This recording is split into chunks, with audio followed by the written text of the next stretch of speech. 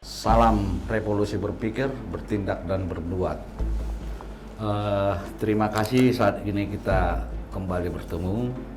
Tentu pembahasan kita tentang berdirinya negara ini dan dasarnya apa supaya kita memahami semua dan kita menilai pola pikir kita samakan bahwasanya dalam hal menilai apapun, melihat apapun, baik kinerja pemerintah terlebih, kita harus memakai dasar. Dan dasar negara ini adalah ada di buku ini, yang mana buku ini adalah isi daripada Undang-Undang Dasar 45, pembukaannya, dan Pancasilanya. Satu-satu kita bahas biar semakin kita memahami, karena ini sangat penting juga bagi kita. Kita lihat di alinea ketiga pembukaan Undang-Undang Dasar 45, bahwasanya negara ini merdeka bukan karena kemampuan ataupun kehebatan para pahlawan kita berjuang pada saat melawan penjajah untuk merdeka. Dalam alinea ketiga ini sangat jelas, atas berkat rahmat Allah yang Maha Kuasa dan dengan didorong oleh keinginan luhur supaya berkehidupan kebangsaan yang bebas, maka rakyat Indonesia menyatakan dengan ini kemerdekaannya. Artinya dalam alinea ini sudah sangat jelas ditekankan bahwasanya kita merdeka itu karena berkat daripada Allah yang Maha Kuasa, tapi karena kita memiliki keinginan luhur. Nah, itu dasar daripada negara ini sehingga meraih kemerdekaan itu. Yang kemudian pada pasal 4 sebenarnya sudah sangat jelas diatur apa tujuan, apa tugas dan fungsi negara. Baik, kita bahas lagi langsung kepada alinea keempat sebelum kita masuk nanti kepada Pancasilanya. Kemudian daripada itu, untuk membentuk suatu pemerintahan negara Indonesia yang melindungi segenap bangsa Indonesia dan seluruh tumpah darah Indonesia, dan untuk memajukan kesejahteraan umum, mencerdaskan kehidupan bangsa, dan ikut melaksanakan ketertiban dunia yang berdasarkan kemerdekaan, perdamaian abadi, dan keadilan sosial. Maka disusunlah kemerdekaan kebangsaan Indonesia itu dalam suatu undang-undang dasar negara Indonesia yang terbentuk dalam suatu susunan negara Republik Indonesia yang berkedaulatan rakyat. Artinya kedaulatan itu ada di tangan rakyat, bukan di tangan partai ataupun di tangan pemerintah. Dengan berdasarkan kepada ketuhanan yang Maha Esa, kemanusiaan yang adil dan beradab, persatuan Indonesia, kerakyatan yang dipimpin oleh hikmat kebijaksanaan dalam permusyawaratan perwakilan, serta dengan mewujudkan suatu keadilan sosial bagi seluruh rakyat Indonesia. Ini sangat simpel dan sedikit. Tapi kalau kita lihat dalam perjalanan bangsa ini dibuat sulit, kenapa? Tugasnya kan sudah jelas, fungsinya sudah jelas. Menjadi persoalan ketika diturunkan dia menjadi pasal-pasal. Di sanalah kelemahannya daripada undang-undang tersebut. Jadi kalau kita melihat dari sini tidak ada sulitnya. Artinya kenapa ini kita bahas? Inilah dasar kita dalam hal membahas segala sesuatu yang terjadi dalam pemerintahan ataupun negara kita. Kasus apapun, kasus korupsi, kasus Sambo, kasus apapun, semua harus ini dasarnya. Artinya apa? Bahwasanya tugas negara itu ya melindungi segenap bangsa, mensejahterakan, kan hanya dua, lalu menjaga perdamaian. Mensejahterakan ini kan banyak turunan-turunannya, yang menjadi persoalan ketika dia dibuat menjadi undang-undang. Nah, acuan yang sangat keras itu tadi, ketuhanan yang Maha Esa. Kenapa berketuhanan? Supaya dapat tercipta kemanusiaan yang adil dan beradab. Kenapa? Kalau sudah manusia yang adil dan beradab, maka persatuan itu akan tercapai. Makanya itu sebenarnya tidak bisa diputus.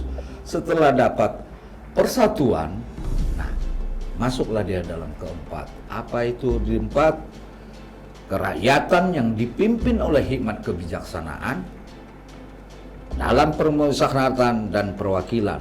Kalau ini juga sudah ketemu, artinya musyawarah, mengambil sebuah keputusan dengan kebijaksanaan tanpa ada percekcokan seperti yang ada sekarang, dapat dipastikan dan dijamin keadilan sosial bagi seluruh rakyat Indonesia dapat tercapai.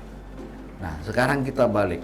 Perjalanan bangsa ini yang begitu lama, 77 tahun merdeka, baru beberapa minggu lalu kita rayakan HUT kemerdekaan RI yang ke-77. Apakah perjalanan bangsa ini sesuai dengan yang ada saat ini? Silahkan menilai. Artinya kita bongkar ini kenapa? Masyarakat itu ketika dilakukan survei pun terhadap kinerja atau terhadap kebijakan ataupun perundang-undangan yang ada, ya menjawabnya acuannya ya ini. Sesuai tidak? Kalau dikatakan masalah pembangunan, apakah dulu penjajah tidak membangun? Oh, banyak peninggalan-peninggalan penjajah yang sampai saat ini baru udah ratusan tahun dijajah masih berdiri kokoh. Sedangkan yang dibangun oleh pemerintah setelah merdeka banyak yang rubuh. Jadi spirit daripada Undang-Undang Dasar 45 bukan tentang pembangunan fisik, tetapi pembangunan spiritual untuk dapat mewujudkan keadilan sosial, adil dan makmur. Jadi kalau begini terus, artinya apa? Bahwasanya Pancasila dan Undang-Undang Dasar ini kalau kita lihat alasan-alasan pemerintah ataupun DPR membuat peraturan dan perundang-undangan, selalu ini kan di atas. Menjadi persoalan dalam prakteknya antara langit dan bumi. Itulah yang terjadi saat ini di Indonesia, terlebih dalam pemerintahan reformasi ini. Apalagi akhir-akhir ini pemerintah atau dari segala manapun sedang rame-ramenya membahas Pancasila dan Undang-Undang Dasar 45. Tapi menjadi persoalan begini. Kita lihat contoh yang sangat membuat kita semakin terbuka dan berpikir luas. Ini ada kasus kemarin, seorang polisi meninggal dilakukan oleh polisi. Nah, setelah dia melakukan pembunuhan berencana, dia berhadapan, langsung melapor kemana-mana, tapi tidak ditangani. Setelah keluarga berteriak dengan segala daya upaya, dalam tekanan, dalam ancaman, ini publik mengetahui, baru negara turun. Itu pun sebatas hanya menerangkan apa adanya. Setelah pengacara keluarga almarhum melaporkan bahwasanya terjadi pembunuhan, baru negara bertindak menindaklanjuti laporan tersebut. Sesuai tidak dengan ini? Kan sangat melenceng. Sementara di sisi lain, ketika terjadi pembunuhan di terminal, negara langsung hadir mencari pembunuhnya dan motif. Tapi ya itulah, itu kita hanya buat beberapa contoh dalam hal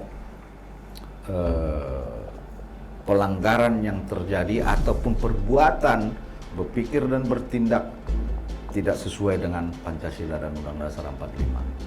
Nah, untuk itu mulai ke depan kita sangat berharap kepada rakyat, apapun yang dikatakan, ketika rakyat tidak memberikan kedaulatan kepada partai ataupun kepada capres ataupun kepada calon gubernur, calon wali kota, calon bupati maupun calon anggota DPR, mereka tidak ada apa-apanya. Artinya semua berada di tangan rakyat. Kalau rakyat mau dibalik posisinya, itu lebih baik. Menurut Undang-Undang Dasar dan Pancasila ini, rakyat tidak boleh susah, tidak perlu bansos rakyat itu. Yang perlu bansos itu siapa? Pejabat negara, DPR, kalau dari sini melihatnya. Tapi sekarang kebalikannya yang terjadi. Masyarakat dijadikan orang yang termarginalkan, masyarakat dijadikan menjadi orang yang susah melalui perekonomian, peraturan dan perundang-undangan.